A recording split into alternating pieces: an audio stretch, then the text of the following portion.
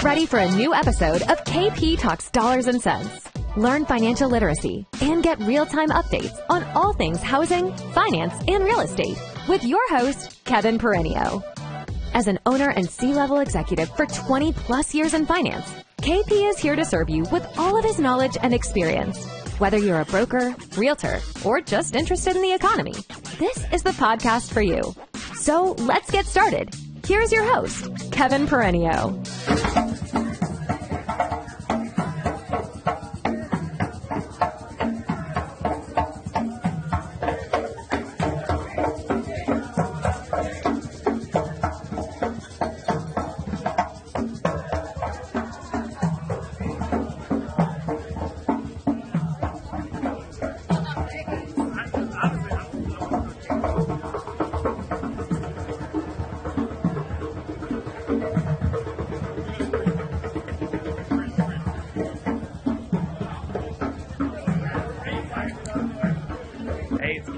Coming to you live from Belize. We are at our president's cabinet here. Get you a little look here at the Alea Resort. It's pretty new. It's about 2 years old. Pretty much the whole thing's ours. It's pretty sweet. They're about to whip out the dancers. I'm sure y'all remember a couple years ago we had the dancers out in Cancun. Hopefully my audio's a little better over here. Try and give you all a little update. Maybe even go to the beach. So this is our president's cabinet.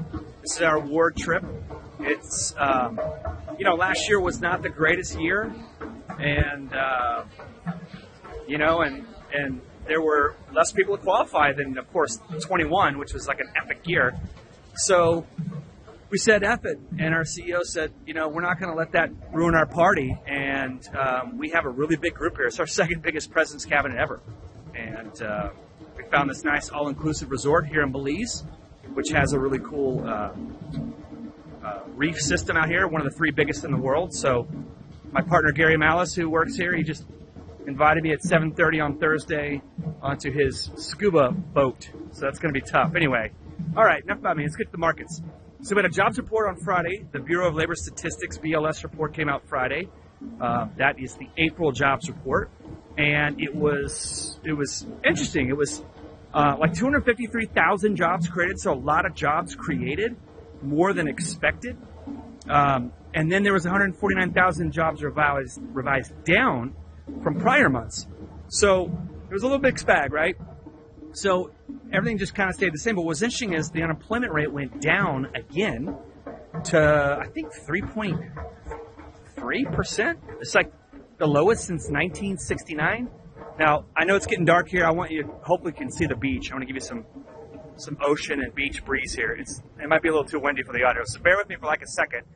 Give you a little, hopefully you can hear the ocean.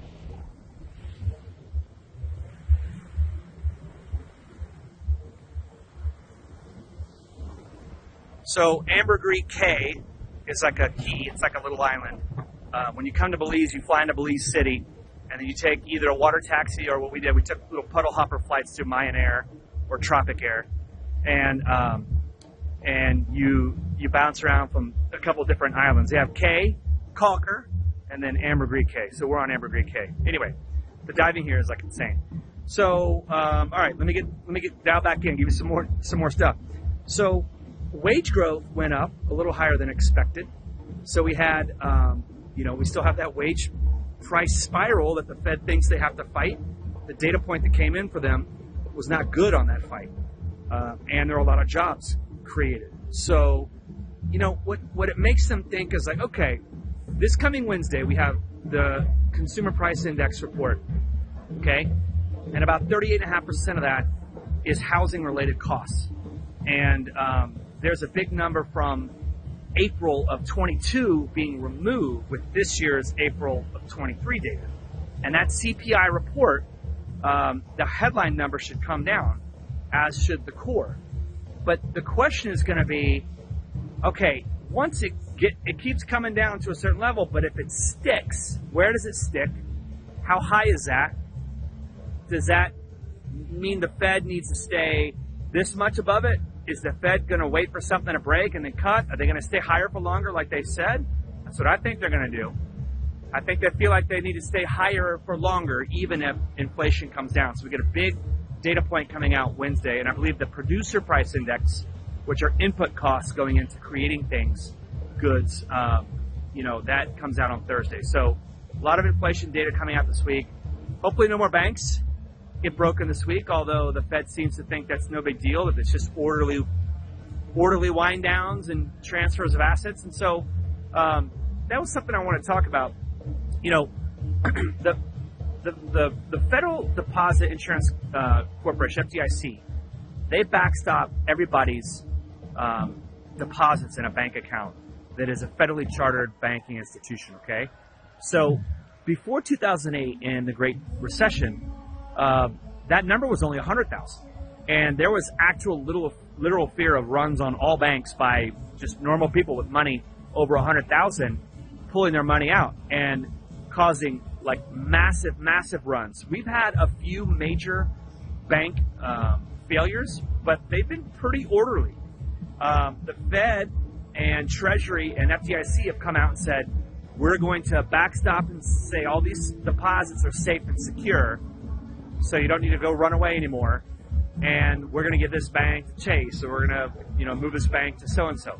So, but why don't they just, and that's for deposits under 250 are insured, but people are moving over 250. So why don't they just come out and say, it's all good. They're all backstopped. You can see we're going to backstop everything. All deposits are backstopped.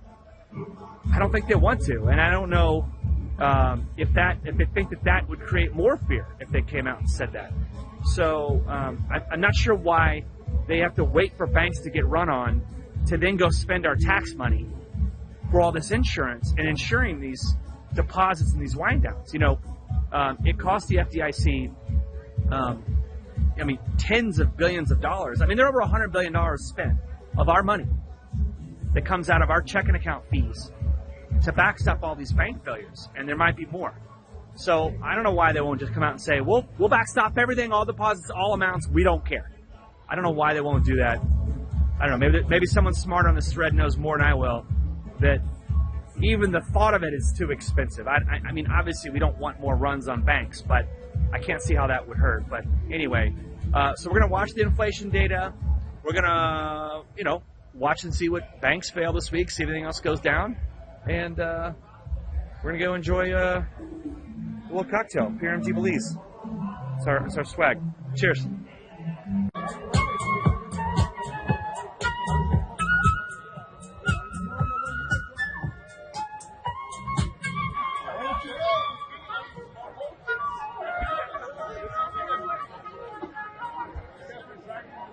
Do y'all want to see the flutist a little more?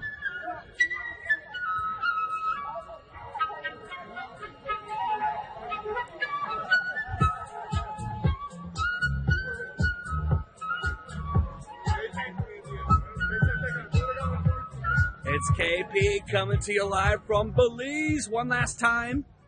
So this resort they just celebrated their 2-year anniversary. It's called Alaia, A-L-A-I-A.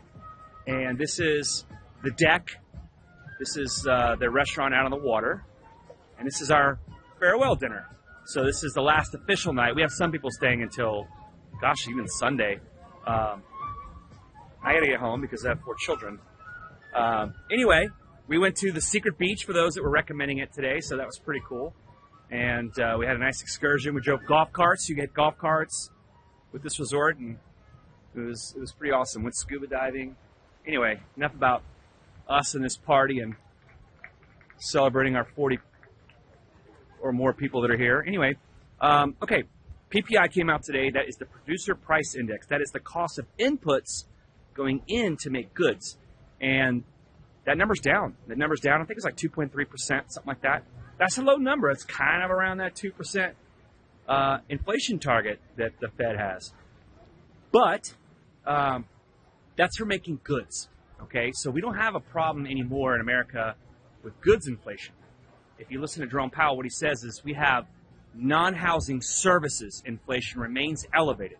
So they're going to keep rates higher for longer. Services, leisure, hospitality, shit like this, although that's not America. But anyway, Americans are spending money on services. So going out, experiences, whatever. And credit card balances are getting maxed. Savings are getting strapped. So will it run out this fall? Will it run out in Q4 when they got to break the bank and spend money for holiday season and goods? And it will finally catch up to them. Jobless claims came out today. The weekly jobless claims was like 260-something thousand, I believe. That's a high number. The continuing claims, that means people who remain unemployed, getting benefits for being unemployed, was still elevated at over 1.8 million. So that is considered softening in the labor market, which is what the Fed wants to try and bring down their fight against wage inflation, which wage growth is slowing, and jobless claims are rising. And the jobs report last Friday showed a revision of more jobs being pulled back from prior numbers. So we're in this weird in-between zone, right? Like, the 10-year Treasury is a great barometer of where the bond traders think things are going, and it keeps touching at this very hard resistance level to break through. The yield has come down to like 340, 338 on the 10-year. That's a very tough nut to crack. If you crack through it, it'll be because something is pushing us closer to recession. That something could be the debt ceiling debate, which Janet Yellen every day, the Treasury Secretary, former chairwoman of the Fed, is telling us it would be catastrophic for the U.S. to, quote, default on their debt or not make good on our debt because we didn't raise our debt ceiling. And the problem with that is if there's an automatic cut or there's a lingering debate about where the debt ceiling needs to be, that's the amount of debt we can issue to spend on bills and all the stuff you've seen out there. That cut would exacerbate a slowing of the economy because there'd be less government spending. That's called fiscal drag. When there's less government spending, which we've noticed, that is less money being pumped by the government into the economy. And that does have a negative effect. That pushes us closer to a recession. So could this debt ceiling debate this month, coupled with, a pretty high price to earnings ratio on all the companies that have reported Q1 earnings in the stock market, and that market kind of running out of steam with the few accounts that we've had, will that push us over the edge, and will that get us to recession? Will that get us closer to recession? And so that is what the debate is about, and that might be the one thing to take us to that next level. So we're going to find out. Don't forget, selling may go away. It's been a thing for a long time, If the market starts selling off, you start seeing the 7 to 9 stocks that are really carrying this market, Meta, Facebook, Apple, Alphabet, Amazon, Netflix, Nvidia, all that stuff. If they start selling off, then, we may see the market come around and go back to recession watch. Don't forget, we got some more inflation data coming out, and we also have June 14th Fed meeting. So that's what's going on. All right, Paul, I'm gonna bomb Paul, our CEO and founder. He's gonna hate this. It's gonna be a weird look. I promise you. Watch this. Here you go. Here we go. He's ready to say goodbye. But before we do, I think everyone will agree I've traveled. He's a ghost on social media, but he's our fearless leader. Stud. All right. Cheers. You've been listening to KP Talks Dollars and Cents, a top-rated show for those who want to learn about the economy and mortgage environment. Tune in each week for more episodes, and please leave us a 5-star review on Apple Podcasts and Spotify. Kevin Perenio does not render or offer to render personalized investment or tax advice through KP Talks Dollars and Cents. The information provided is for informational purposes only and does not constitute financial, tax, investment, or legal advice. For more info, follow KP Talks Dollars and Cents on all of our social channels.